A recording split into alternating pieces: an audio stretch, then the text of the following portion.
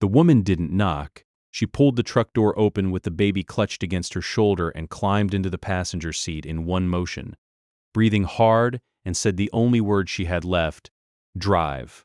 A man sat behind the wheel in the gas station lot, his coffee halfway to his mouth.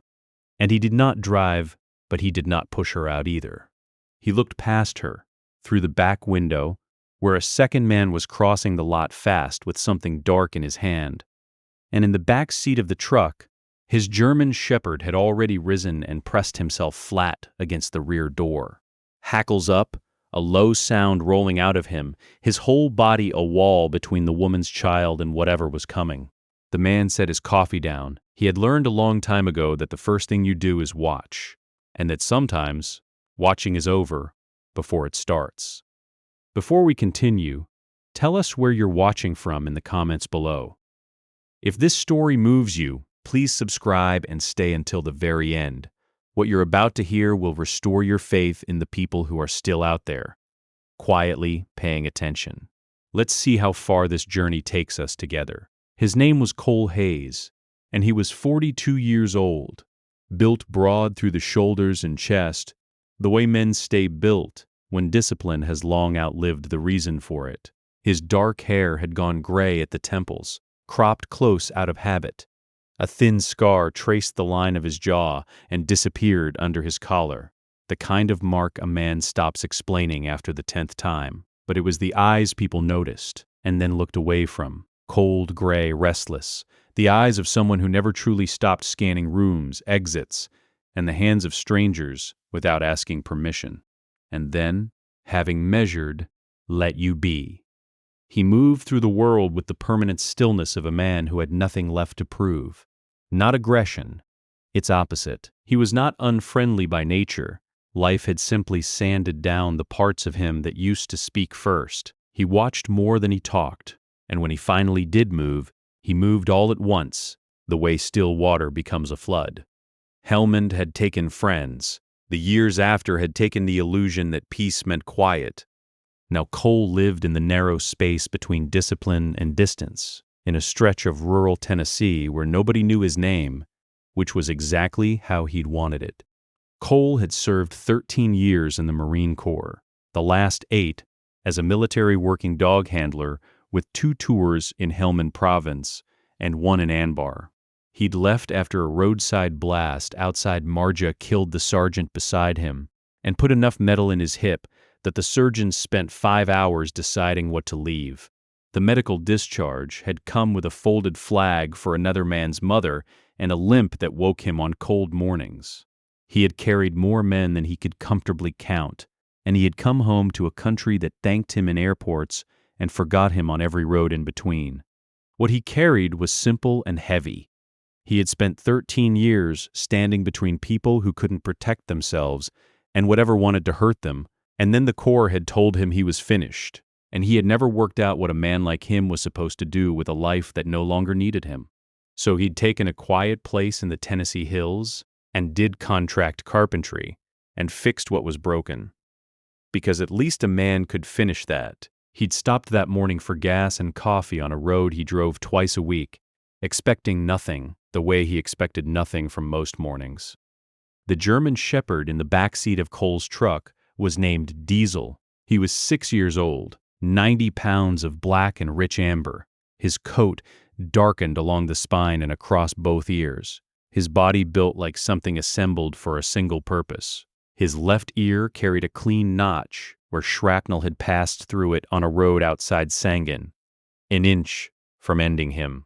He moved with the clean, controlled confidence of a trained canine who had long ago learned the difference between noise and threat, and he wasted nothing.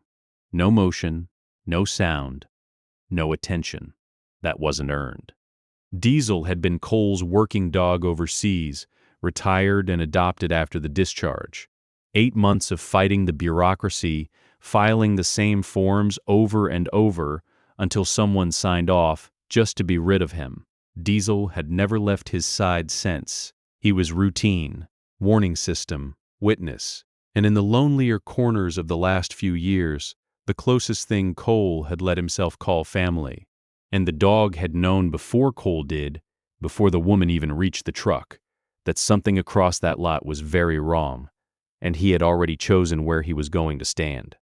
The town was called Clay Ridge, tucked into the wooded hills of rural Tennessee, where the ridge lines ran blue and hazy to the horizon, and the two-lane roads wound through hollows the morning fog was slow to leave. That morning a thin cold hung in the air, the kind that fogs a windshield and makes a paper coffee cup feel good in both hands. The gas station sat at a crossroads at the edge of town, the last lit place before the road climbed up into the empty hills, fluorescent lights washing the lot in a flat, forgiving glow. Out here, places were far apart, and help was farther, and a woman running across a gas station lot with a baby and no shoes was the kind of thing that, by the time anyone understood it, was already happening fast. The man crossing the lot was named Wade Vance, and he had power of a uglier and more intimate kind than money. He was the woman's husband, and the son of the county sheriff, Harlan Vance, who had run Clay Ridge for 30 years. The Vance name was on the sheriff's department, the county commission, and half the favors owed in 3 townships. Wade had learned from his father that the law was a thing you owned rather than obeyed, and in 9 years of marriage, he had used that lesson on his wife behind a closed door, secure in the knowledge that every deputy who might answer a call worked for his father. He'd learned early that consequences were for other people, and 34 years had taught him nothing to the contrary. What people in Clay Ridge knew about the Vances was that you did not call the sheriff on the sheriff's son. What they knew was that a woman 2 hollows over who'd tried to leave Wade's cousin had been found at fault in every report that followed. What they knew was that the law in this county had one name on it, and it wasn't theirs, and so when they saw bruises they didn't ask, and when they heard shouting, they turned up the television, because the alternative was unthinkable in a place where the man you'd call was the man you were calling about. The woman in the truck was named Sarah, 29, and she carried herself with a dignity that 9 years had bent but never broken. She had a steadiness in her eyes even now, even running, the look of someone who had planned this in secret for months, who had hidden a little cash and a bag in the wheel well of her own car, who had waited for the one morning Wade drove into town for the appointment that would put him in front of witnesses. She did not cry where people could see. She had learned that the truth made the wrong people angry. She held her 8-month-old son against her shoulder with one arm wrapped all the way around him, and she had already tried, alone and for years, to survive what could not be survived alone. She had a plan, and the plan had gone wrong. Wade had come out of the diner early and seen her at her car, and she'd had 3 seconds to decide, and she had grabbed the baby and run for the first vehicle with a person in it, a stranger's truck, a last desperate gamble that a witness might be enough. It was a terrible plan. It was the only one a cornered person has. Cole saw the man crossing the lot first, the fast walk, the fixed stare, the dark shape of a pistol held low against his leg. Then he saw the woman's bare feet, the baby, the particular animal fear of someone who is not afraid of embarrassment, but of dying. Diesel was already flat against the back door, his body between the rear seat and the glass, the low sound rolling steady out of him. Cole went very quiet, the way he used to go quiet right before everything happened at once. "Stay down," he told the woman, calm even. "Get the baby on the floorboard. Don't get out." She obeyed without a word, folding herself and the child down below the dash. Wade reached the truck and yanked at the locked passenger handle, then pounded the flat of his free hand against the window. "Get out here, Sarah. That's my wife and my kid. Open this door." He leveled the pistol at the glass. "You don't know who my father is." Cole rolled his window down 2 inches, not the passenger window, his own. "Morning," he said. "Just that?" The dog had decided long before any of them. Diesel did not bark or lunge. He simply held the line at the back door, 90 pounds of trained war dog standing guard over a stranger's child, and that stillness said everything a growl could not. Wade Vance did not back down. Because men like Wade Vance, who have never once been told no by anyone who mattered, never do. The deputies came, Wade called his father from the lot, and 2 cruisers arrived within minutes. And that was when Cole understood the true shape of it. They did not draw on the man with the gun. They came to Cole's window. They told him he was interfering in a family matter and a custody dispute, that the woman was leaving with her husband, that the stranger should hand her over and move along. One of them rested a hand on his holster. The law in Clay Ridge had arrived, and it belonged to Wade Vance. Cole did not raise his voice and did not open the door. He told the deputies evenly that the woman had not committed a crime, that a man had pointed a firearm at an occupied vehicle in front of him, and that nobody was being handed anywhere. He gave Sarah, folded down on the floorboard with her son, his phone, and told her to call the number he said aloud, a Tennessee Bureau of Investigation field office and a victims advocates hotline, both of which he'd looked up the way a careful man keeps numbers, because he'd seen what happened in counties where the law had one family's name on it. Sarah's hands shook, but she dialed. The crisis came an hour in, on the side of that lot, in the form of the sheriff himself. Harlan Vance arrived in an unmarked truck, 30 years of unquestioned authority in the set of his shoulders, and he did not shout. He leaned down to Cole's window with the easy menace of a man who had never lost. He told Cole that Sarah had a documented history of instability. He told him there was already paperwork, an emergency custody motion filed that very morning naming Sarah a danger to the child, a restraining order with Cole's own truck about to be written into it. He told him that in 1 hour, a judge who fished with Harlan every spring would sign all of it, and that the smart thing, the only thing, was to let go. The system wasn't failing. It was working exactly as the Vances had built it. And for a moment, in the woman's eyes, Cole saw the thing the sheriff was counting on, the belief, settling in at last, that there had never been any way out, that the walls had been up long before she ran. Diesel left the back door. He climbed over the seat and lay down across Sarah and the baby on the floorboard. His big body curved around them both and put his head against the child and would not move. Even here, even now, something was still standing guard. Cole made one more call, quietly, while the sheriff was still talking, not to argue, but to confirm a thing already in motion. Then he ended it and looked at Harlan Vance, and the stillness in him was the stillness of a man who had not, in fact, given up anything at all. The confrontation was not loud. The Tennessee Bureau of Investigation came up the crossroads in a line of plain sedans, 2 hours after Sarah's first call, because Cole's stranger's number had reached people the Vance name meant nothing to. An agent named Walsh got out, a woman with a state badge and federal contacts and the particular calm of someone who has built a case on men exactly like Harlan Vance. Diesel rose from the floorboard and sat in the open truck door between the agents and the family, alert and unmoving, the signal that the moment had come. Cole stepped out, slow, his bad hip stiff under him, and nobody moved. "You're done," Cole said to Wade, then to the sheriff. "Both of you." Harlan Vance's easy menace was already curdling into outrage. "Son, you have made a catastrophic mistake. This is my county. That is my badge on that building. I will have your truck, your name, and that animal. Gunnery Sergeant Cole Hayes," Cole said, and his voice never rose. "United States Marine Corps, 13 years, 3 deployments. 8 of those years, I had exactly one job, standing between people who couldn't protect themselves and the men who wanted to hurt them. I've stood in front of worse than you in places you couldn't find on a map." He nodded toward the plain sedans. "Agent Walsh is TBI. She's got the phone Sarah called from, recorded. She's got a parking lot full of cameras that show your son pointing a pistol at an occupied vehicle with an infant inside. And she's spent the last 2 hours pulling the reports your department buried, the woman 2 hollows over, and the others. He let it land.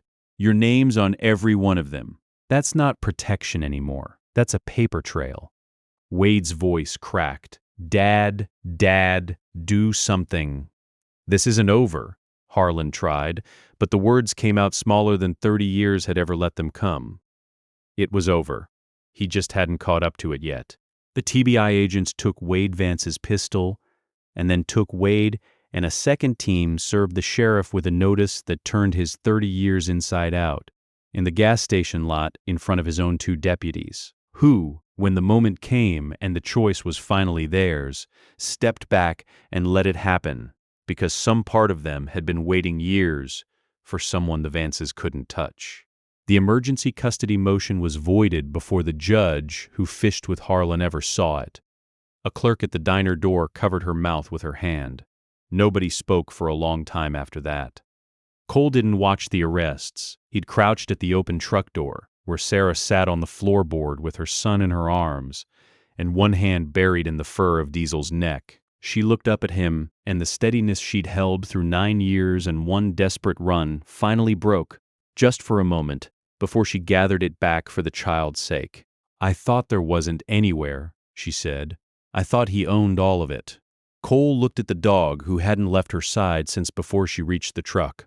"He found you the second you opened that door," he said quietly, his hand on Diesel's back.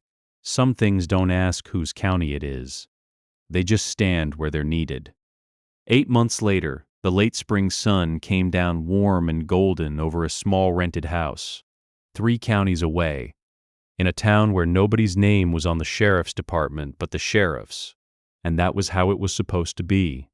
Cole sat on the porch step with a cup of coffee, his bad hip stretched out long, and a victim's advocate named Carol, who had answered the second call Sarah made that morning and never really stopped helping since, sat beside him with iced tea, and neither of them said much, because they didn't need to. Out in the small fenced yard, a baby just learning to stand gripped fistfuls of black and amber fur to pull himself upright, and a 90-pound German shepherd held perfectly still and patient to let him, tail moving slow and easy across the grass. Sarah watched from the kitchen window with a kind of peace on her face that takes a long time to learn to trust. The TBI investigation had brought down more than 2 men. Harlan Vance's 30 years had unraveled into convictions for obstruction, falsifying reports, and abuse of office across a decade of buried cases. Wade had been convicted of aggravated assault and a weapons charge, and was serving his time 300 miles from anyone who'd ever covered for him. Sarah had her divorce, full custody, and a restraining order that no one's father could make vanish. The other women whose reports had been buried were getting their day at last. The county, people said, was learning what it felt like to call for help, and have help simply come. Cole still did his carpentry in the hills. The metal in his hip still woke him on cold mornings, but on the first Saturday of every month, he drove the 3 counties over, and a baby shrieked with joy at the sound of the truck, and a dog was first to the gate to meet him, and a man who had spent years not knowing what he was for found he had finally, quietly, worked it out. Diesel walked into that yard like he belonged there, lying down in the grass so a small boy could climb on him, his tail never quite stopping the whole visit. Peace had arrived. The story was over. Sometimes miracles don't arrive as thunder from the sky. Sometimes they're already sitting in the back seat of a stranger's truck when a frightened woman pulls the door open. A dog who knew before anyone else that a child needed a wall to stand behind and put himself there without being asked. The world isn't saved by superheroes. It's saved by ordinary people who refuse to hand someone back to the thing that's hurting them, and by animals who carry a loyalty that human language has never been quite able to hold. God does not always tear down the walls. A cruel man builds the moment we run at them. But he places, at the right crossroads on the right cold morning, someone who will not look away, and sometimes someone who will not move from the door. Sarah ran to a stranger's truck because she believed the whole county had been built to keep her trapped, and she was almost right. The miracle wasn't that a stronger man beat a powerful one. It was that one man and one dog decided that whose county it was simply did not matter, only who needed standing for. If this story touched your heart, Share it with someone who needs to be reminded that there are still people who will stand in the door. Leave a comment and tell us where you're watching from. And tell us, have you ever found unexpected help on the worst morning of your life? Or been the one who refused to look away? Your story may be the one that gives someone else the courage to run. And if you believe in stories of service, loyalty, and the quiet courage of ordinary people, please subscribe to the channel so you never miss the next one. May God bless you, protect your family, bring peace to your home, and watch over everyone who has ever had to run with a child in their arms, and pray that someone, anyone, would not drive away.